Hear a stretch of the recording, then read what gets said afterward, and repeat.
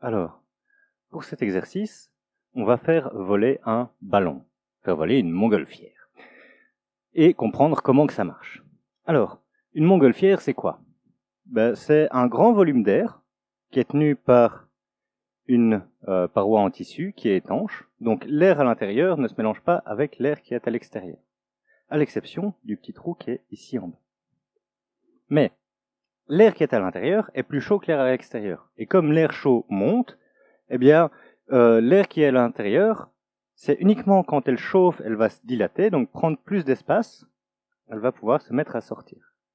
Ça veut dire que la pression à l'intérieur du ballon est toujours la même que celle qui est à l'extérieur. Donc la pression est toujours la pression atmosphérique.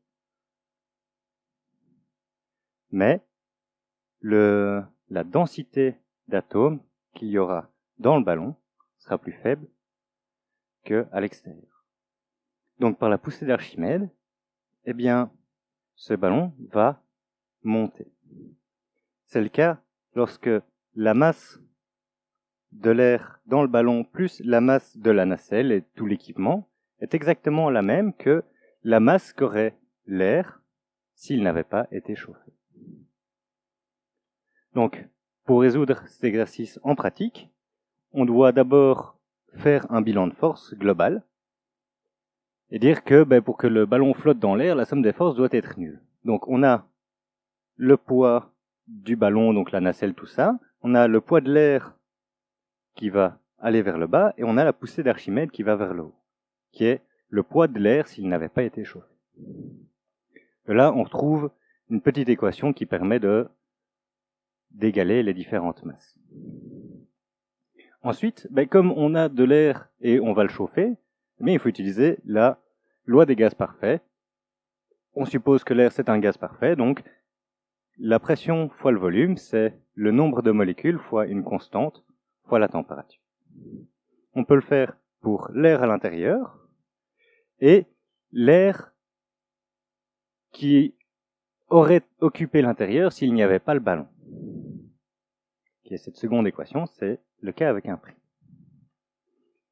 Et donc, avec ces deux petites équations, eh bien, on peut retrouver la masse qu'aurait l'air à l'extérieur si on n'avait pas chauffé le ballon. On connaît la température extérieure, donc il n'y a pas de souci. Et donc, on a une masse d'air pour tout ce ballon, qui fait quand même 1200 mètres cubes, donc c'est plutôt logique, qui vaut 1400 kg.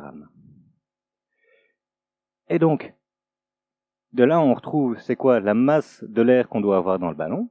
C'est la masse de l'air si on n'avait pas chauffé le ballon, moins la masse de la nacelle, donc ça fait 1200 kg.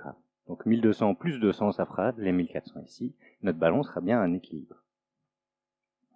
Et donc, de cette façon, on peut retrouver la température à l'intérieur.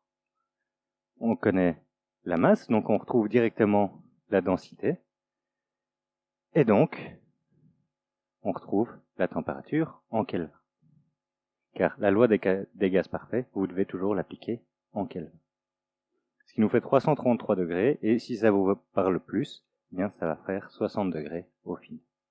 Donc il faut chauffer l'air à 60 degrés pour que la montgolfière s'élève dans les airs. C'est pour ça qu'on a un brûleur, pour chauffer l'air dans le ballon, qui, comme l'air chauffe, il va se dilater, donc une partie de l'air va s'évacuer en dehors du ballon, donc il y aura moins d'air dans le ballon, et donc il sera plus léger et va s'élever dans les cieux. Voilà.